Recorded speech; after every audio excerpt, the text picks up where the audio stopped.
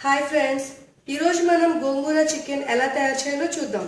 దీనికి కావాల్సిన పదార్థాలు: చికెన్, ఉడకపెట్టి పేస్ట్ చేసుకున్న గోంగూర, సరిపడా నూనె, ఉల్లిపాయలు, కొత్తిమీర, కరివేపాకు, పచ్చిమిర్చి, అల్లం వెల్లుల్లి పేస్ట్, ఉప్పు, కారం, పసుపు. ఇప్పుడు తయారీ విధానం చూద్దాం. ముందుగా కడాయి పెట్టి నూనె వేసుకోవాలి.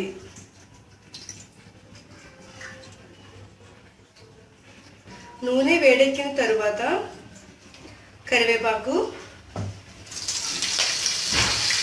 పచ్చిమిర్చి, ఉల్లిపాయలు,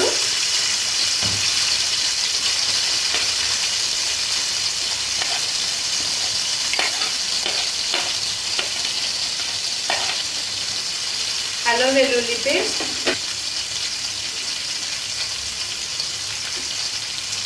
ఇవన్నీ వేసుకుని బాగా వేయించాలి.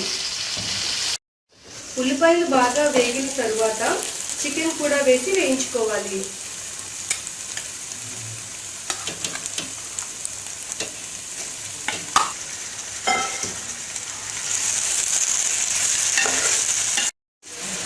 చికెన్ కొద్దిగా వేగిన తరువాత ఉప్పు, పసుపు,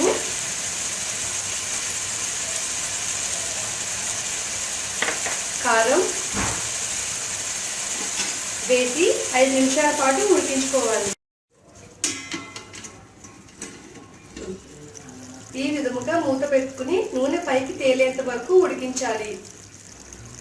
తరువాత గోంగూర పేస్ట్ కూడా వేసుకుని ఉడికించాలి.